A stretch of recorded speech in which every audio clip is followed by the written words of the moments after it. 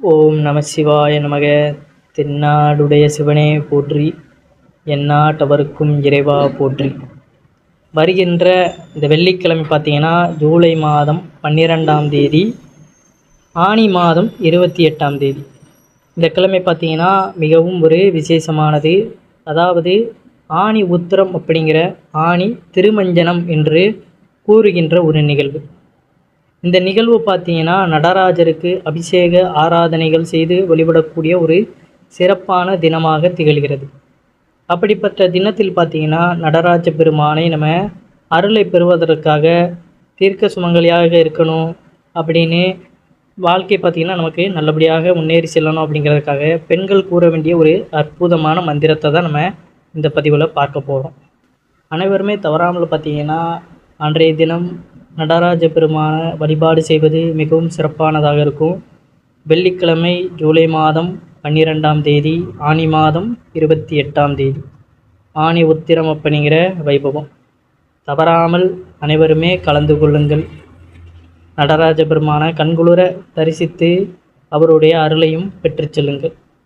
சரி, அந்த மந்திரம் என்ன, அதை எப்படி நம்ம உச்சரிக்கணும், இந்த திருமஞ்சனம் எதனால் இவ்வளோ விசேஷமானது அப்படிங்கிறது தான் நம்ம இந்த பதிவில் தெரிந்து கொள்ள போகிறோம். நம்மளுடைய சேனலுக்கும் முதன்முறையாக வரவங்க சப்ஸ்கிரைப் பண்ணி மறக்காமல் உங்களுடைய நண்பர்களுக்கும் இந்த பதிவானதை பகிர்ந்து கொள்ளுங்கள். சிவபெருமான் பார்த்திங்கன்னா அபிஷேக பிரியர். அதனால தான் பல ஆலயங்களில் பார்த்திங்கன்னா சிவபெருமானிற்கு மேலே கங்கா தீர்த்தம் வைத்து அனுதினமும் கங்கா தீர்த்தம் சிவபெருமானின் தலையில் விழுவது போல வைத்திருப்பார்கள். மேலும் பிரதோஷம், சிவராத்திரி போன்ற தினங்கள்லையுமே சிவபெருமானுக்கு சிறப்பான அபிஷேக ஆராதனைகள் செய்வார்கள். ஆனால் பார்த்தீங்கன்னா சிவபெருமானின் மறு அவதாரமாக திகழக்கூடிய நடராஜருக்கு அப்படிப்பட்ட அபிஷேக ஆராதனைகள்லாம் செய்வது கிடையாது. அதாவது பார்த்திங்கன்னா இப்போ லிங்க வடிவில் இருக்கின்ற சிவபெருமானுக்கு அனுதினமுமே அந்த கங்கா தீர்த்தமும் அபிஷேகம் அப்படிங்கிறது நடக்கக்கூடிய வகையில் தினமுமே வழிபாடுகளை செய்வாங்க. ஆனால் நடராஜ பெருமானுக்கு சில முக்கிய நாட்களில் மட்டும்தான் இவ்வாறான அபிஷேகங்கள் அப்படிங்கிறது ஈடுபடுத்துவாங்க. அதில் ஒன்று தான் பார்த்தீங்கன்னா இந்த ஆனி திருமஞ்சனம். சரி, இந்த திருமஞ்சனம் எதனால் இவ்வளோ விசேஷம் அப்படின்னு பார்த்தீங்கன்னா, நமக்கு ஒரு வருடம் அப்படிங்கிறது 365 நாள். அந்த 365 நாள் பூர்த்தி ஆனால் தான் நமக்கு ஒரு வருடம் முடிந்ததாக அர்த்தம். ஆனால் தேவர்கள் அப்படிங்கிறவர்களுக்கு அப்படி கிடையாது. இப்போ நம்மளுக்கு ஒரு வருடம் அப்படிங்கிறது இவ்வளோ நாள் போகுதில்ல, அந்த நாள் தான் அவர்களுக்கு ஒரு நாள். நம்ம இவ்வளோ நாள் கடக்க வேண்டியது இருக்குது, ஆனால் அவர்களுக்கு இந்த ஒரு வருடம் அப்படிங்கிறதே ஒரே நாளில் முடிஞ்சிடும். அப்படி அந்த போன மாதம் பார்த்திங்கன்னா அந்த அக்னி நட்சத்திரமானது முடிந்து இப்போ வரக்கூடிய இந்த ஆனி திருமஞ்சனத்தை தான் நம்ம அவர்களுக்கு மாலை நேரமாக இருக்கின்றது. அதாவது அக்னி நட்சத்திரம் அப்படிங்கிற அந்த நாள் அப்படிங்கிறது அவர்களுக்கு மதிய வேலை, உச்சிகாலம். இப்போ வருகின்ற இந்த திருமஞ்சனம் அப்படிங்கிற ஆனி உத்திரம் பார்த்திங்கன்னா அவர்களுக்கு மாலை நேரம் என்பதனால சிவபெருமான குளிர்விக்கும் வகையில் அபிஷேகங்கள் செய்வதை தான் நம்ம திருமஞ்சனம் என்று கூறுகிறோம். அதன் காரணமாக தான் பார்த்திங்கன்னா இந்த ஆனி உத்திரம் அப்படிங்கிற இந்த திருமஞ்சனம் ரொம்ப விசேஷமாக கருதப்படுகிறது. அதனால் இந்த தினத்தன்று பார்த்திங்கன்னா பெண்கள் தங்களுடைய வீடும் தங்களுடைய கணவரும் எப்பொழுதுமே நல்லபடியாக இருக்கணும் அப்படிங்கிறதுக்காக இந்த மந்திரத்தை பார்த்திங்கன்னா நம்ம சொல்லணும். இந்த மந்திரத்தை வீட்டு பூஜை அறையிலையோ அல்லது அமைதியான ஒரு அறையிலையோ கிழக்கு பார்த்தவாறு அமர்ந்து கொண்டு நடராஜரை மனதார நினைத்து கொண்டு 3 முறை பார்த்திங்கன்னா உச்சரிக்க வேண்டும். அதுவும் 3 வேளையும் உச்சரிக்க வேண்டும். 3 வேளை அப்படிங்கிறது எதுன்னு பார்த்தீங்கன்னா அதிகாலை நேரமான அந்த பிரம்ம முகூர்த்தம், அதுக்கப்புறம் பார்த்திங்கன்னா மதிய நேரம் உச்சி பொழுதான 12 மணியிலிருந்து 1:15 மணி வரை, அதற்கப்புறம் மாலை நேரமான 4 மணியிலிருந்து 7:30 மணி வரை.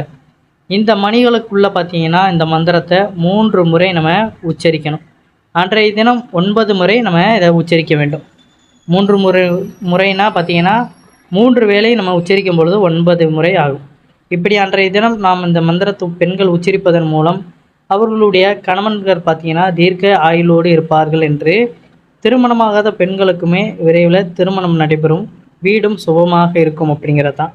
அந்த மந்திரம் என்ன அப்படிங்கிறத நம்ம இதில் பார்க்கலாம். 4 வரி மந்திரம், கொஞ்சம் கடினமாக தான் இருக்கும். எப்படியாவது பார்த்திங்கன்னா முயற்சி பண்ணி இதை கற்றுக்கிட்டு சொல்வதற்கு ட்ரை பண்ணுங்கள்.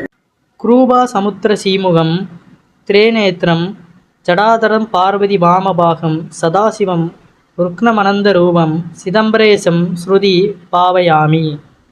குரூபா சமுத்திர சீமுகம் திரிநேத்திரம் ஜடாதரம் பார்வதி வாமபாகம் சதாசிவம் ருக்ணமனந்த ரூபம் சிதம்பரேசம் ஸ்ருதி பாவயாமி. குரூபா சமுத்திர சீமுகம் திரிநேத்திரம் ஜடாதரம் பார்வதி வாமபாகம் சதாசிவம் ருக்ணமனந்த ரூபம் சிதம்பரேசம் ஸ்ருதி பாவயாமி. இப்படி 3 முறை பார்த்திங்கன்னா இந்த மந்திரமானதை நம்ம உச்சரிக்கும் பொழுது நம்மளுடைய வீடும் நம்மை சுற்றி இருப்பவர்களும் எப்பொழுதுமே நலமுடன் இருப்பார்கள் அப்படிங்கிறதான். ஆண்கள் பெண்கள் பார்த்திங்கன்னா இருவருமே உச்சரிக்கலாம். குறிப்பாக பெண்கள் கட்டாயம் உச்சரிப்பது மிகவும் விசேஷமானது. நடராஜ பெருமான மனதார நினைத்து கொண்டு இந்த மந்திரத்தை உச்சரிங்க. ரொம்ப சிம்பிள் தான். ஒரு முறை நீங்கள் வாசித்து பார்த்தாலே பார்த்தீங்கன்னா இந்த மந்திரம் நமக்கு புரிந்துவிடும்.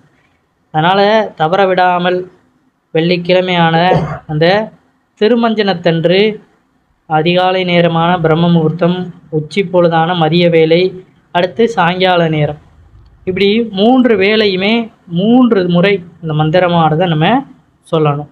சற்று பார்த்திங்கன்னா சிரமமாக இருந்தாலுமே இந்த மந்திரத்தை 3 வேளையுமே 3 முறை உச்சரிப்பவர்களுக்கு நடராஜரின் அருள் பரிபூரணமாக கிடைப்பதோடு தீர்க்க சுமங்கலி யோகமும் கிடைக்கும் என்ற தகவலை நம்ம இதில் தெரிவித்துக் கொள்கிறோம். பூஜை அறை இல்லை எந்த ஒரு அறைனாலும் அமைதியான ஒரு இடத்துல அமர்ந்துக்கோங்க. அந்த இடத்துல பார்த்திங்கன்னா ஒரு விளக்கை கூட ஏற்றி வைத்துக்கோங்க. அந்த ஜோதி வடிவில் நடராஜ பெருமான மனதில் நினைத்து கொண்டு இந்த மந்திரமானதை நீங்கள் சொல்லுங்கள். மனதில் பார்த்திங்கன்னா நடராஜ பெருமானை நினைத்து கொண்டு நம்ம அந்த மந்திரத்தை சொல்லும் பொழுது நமக்கு அப்படியே அவருடைய அருளானது கிடைக்கப்பெறும் அப்படிங்கிறதான் ஐதீகம். மனதை முதல்ல ஒருநிலைப்படுத்த நம்ம கற்றுக்கிடணும். எந்த ஒரு சஞ்சலமும் இருக்கக்கூடாது.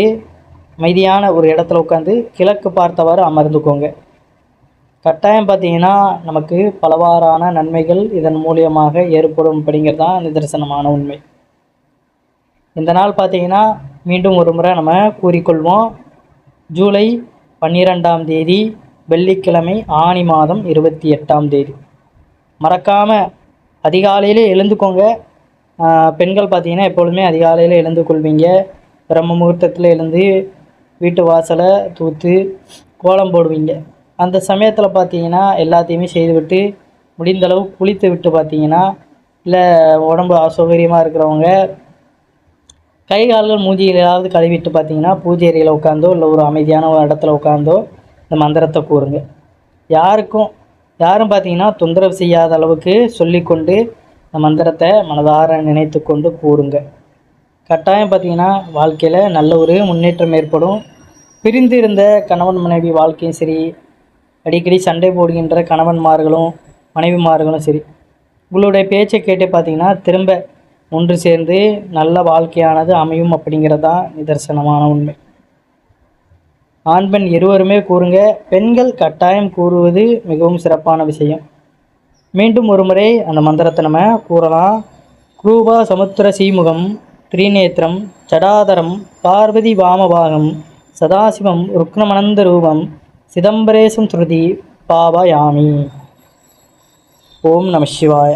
அனைவரும் என்றும் இறையருள் பெற்று நலமுடன் வாழ வேண்டும். நன்றி, வணக்கம்.